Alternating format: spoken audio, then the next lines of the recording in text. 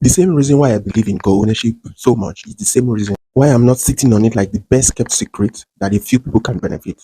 I believe so much in the amount of possibilities that especially the middle class can unlock using the co-ownership model. And this is due to a few reasons. First of all, is population growth. If as projected that by 2050, which is just 25 years time, the population of Lagos is going to double. Then at that time, what is going to be the case for the middle class? If population has doubled, which means competition for housing increases, and if there is no guarantee that salary will match cost of living at that time, what then is the assurance that the middle class will still be able to afford home ownership or even rent?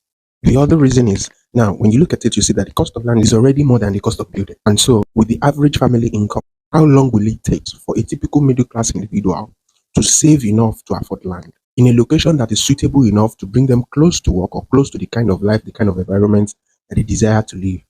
Well, unless we say everybody that works in Lagos must live outside Lagos. And with that too, what is the guarantee that the level of transportation or public infrastructure will be good enough to support that kind of lifestyle at that time? So you see why I've become an apostle of co-ownership. Not because it's the holy grail, but simply because it reduces the burden of cost on an individual by splitting it multiple ways. And I think maybe because we call it this fancy name, co-ownership is simply people owning something together, equal owners with equal stake in the entity or in the building or in the property. And there are many forms in which it manifests. There is a form of co-ownership that works as fractional investment. That form of ownership is equity, where you put money together with other people, buy a property, put it out for rent, start making money from it, and sharing the dividends. There are other forms of co-ownership in forms of community land trust, where a community owns the land, breaks it into sectors, builds up a part, and uses the other part for commercial activities, and the proceeds of that commercial activity is used to fund the development of the other side.